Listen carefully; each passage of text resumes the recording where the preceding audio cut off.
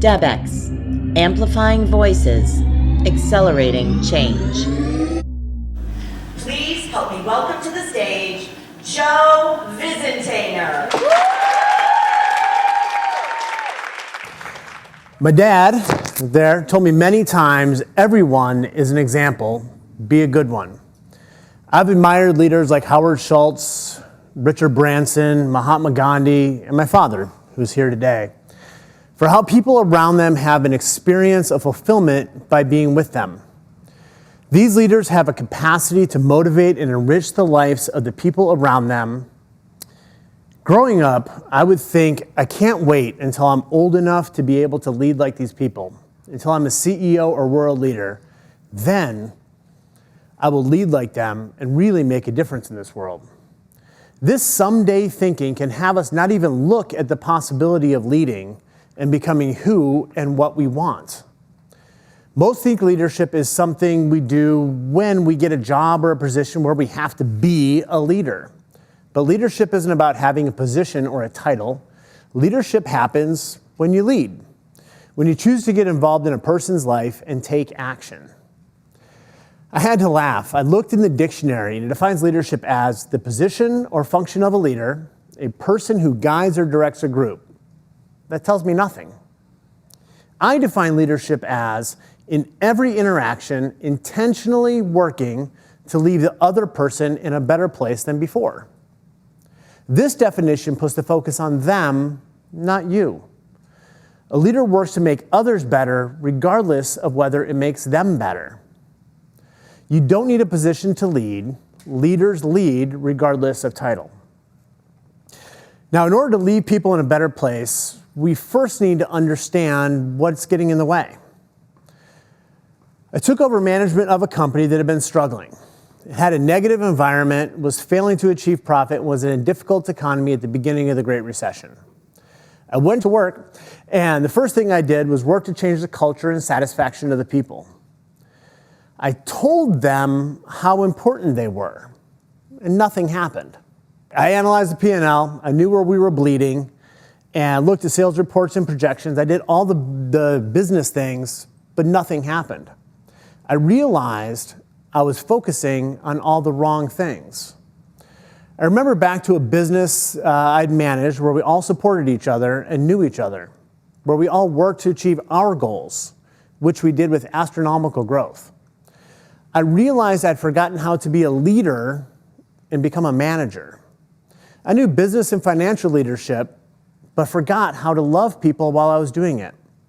You see, it's that easy as a leader to lose your way and forget the true purpose of leadership, which is leaving people better, and have it all become about you, just like that. My best friend and coworker in both companies reminded me how much it meant when we would have cookouts, go play paintball together, laugh and enjoy each other. I immediately went and bought a grill and committed that either he or I would cook for everybody every Friday. We set up chairs in the warehouse, sat and talked and ate yummy burgers together.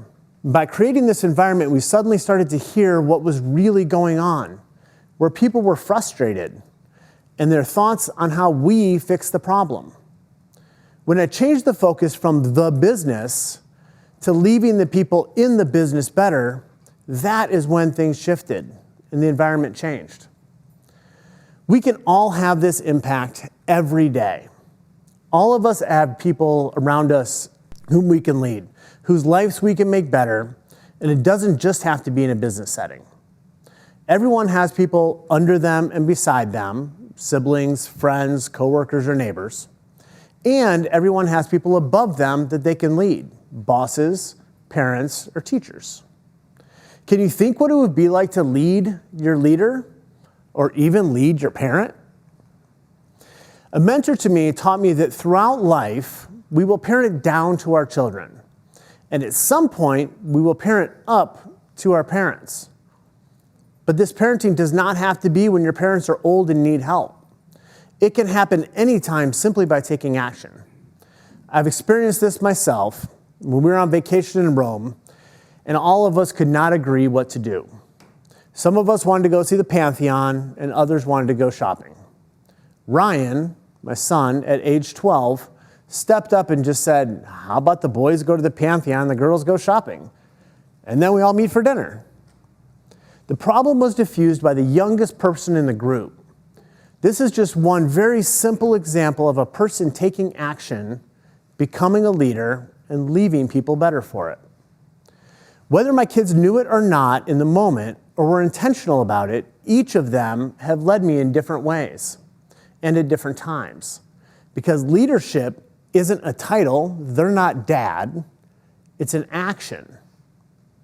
Leading can be as simple as encouraging people, saying a kind word, helping them get better, or even kindly admonishing them when they are accepting themselves to be less than you both know they can be. During my junior year of college, I lost my Army scholarship due to injury. I was totally devastated. I was lost. I dreamt of being a soldier since I was little.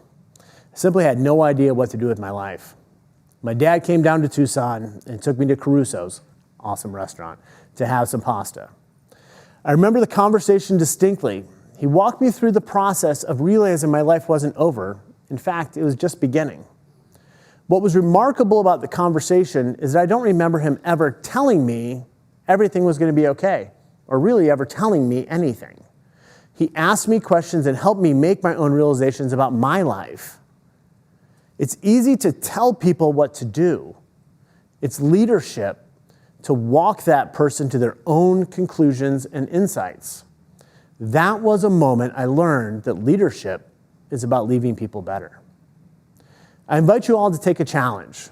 It's designed to get you started into taking action in leadership and see what comes of it. It's very simple.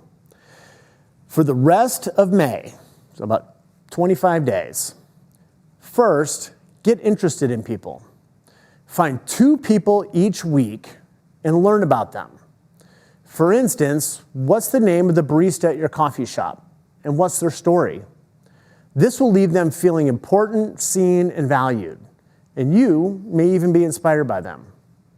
Second, engage with people. Look for one person each day to acknowledge for something they're great in. This can be family members, coworkers, friends, or a complete stranger. It can be as simple as telling them they have nice penmanship. They're funny, they're intelligent, or recognizing they're good at what they do. It's really not that hard. Tomorrow, go find a person and tell them something you like about them, even if you've never met them before. At the end of the month, you will have encouraged 26 people, learned 6 people's magnificent stories, and you'll have left 32 people better. That is leadership. Because everyone is an example.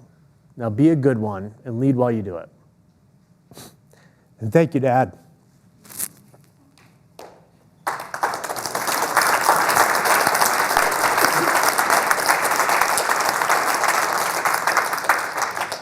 For giving me the inspiration to be the leader I am, and I still strive to be the leader you are. Thank you.